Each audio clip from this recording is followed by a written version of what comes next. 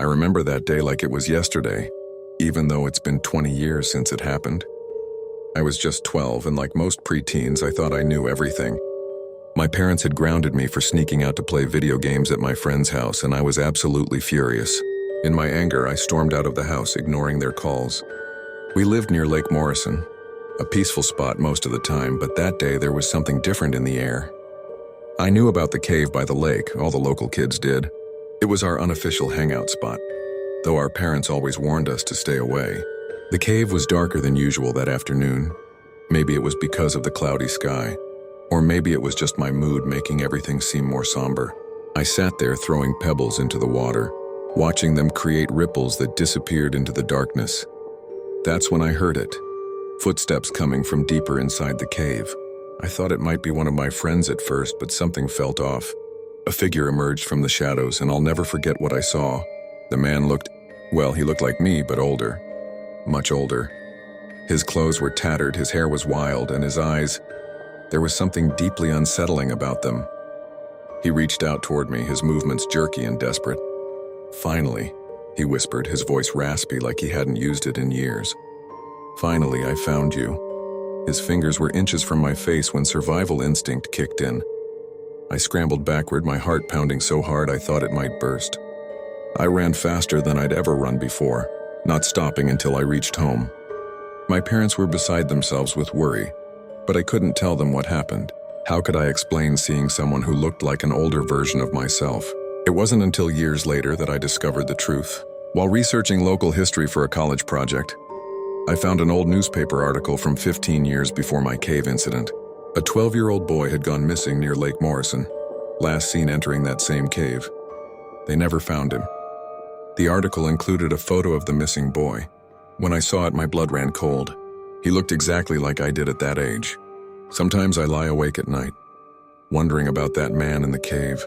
Was he that missing boy, somehow surviving all those years in darkness?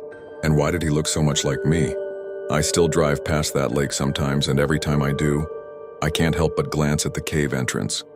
Part of me wants to go back, to find answers to all these questions that have haunted me for decades. But the other part, well, some mysteries are better left unsolved. These days, I make sure to listen to my parents more often. After all, you never know when a simple act of rebellion might lead you face to face with something you can't explain. I never thought I'd be sharing this story, but I need to get it off my chest. 2 years ago, my boyfriend Matt and I decided to explore the Blackwood Forest. We were those typical adventure seekers, you know, always chasing thrills, looking for unique spots to photograph. But what happened that day still haunts me. The forest seemed normal at first, peaceful even. The afternoon sun was filtering through the trees, creating these beautiful rays of light. Matt was ahead of me, taking photos of some unusual rock formations when we first heard a child's giggle. We looked at each other, confused. We were miles from any hiking trails or campsites. That's when things started getting weird. The temperature dropped suddenly, and I mean dramatically. Our breath was visible in the air, even though it was middle of summer. Matt suggested we follow the sound, thinking maybe some kid had wandered off and gotten lost. I wish so badly we had just turned back. As we went deeper into the forest, the giggling got louder, but it started to sound wrong, like someone was playing a recording backwards. Matt was about 20 feet ahead of me when he stopped dead in his tracks. He just stood there, completely still. I called out to him, but he didn't respond. Then I saw her, a little girl in a white dress, standing right beside him. But she wasn't right.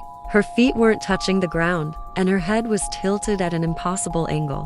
When she turned to look at me, her face was just empty darkness.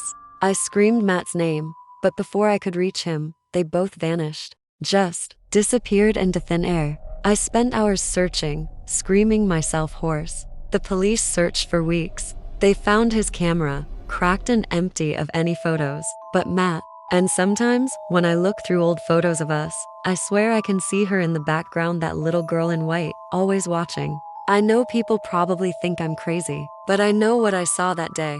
And I know that whatever took Matt is still out there, still in those woods, still giggling.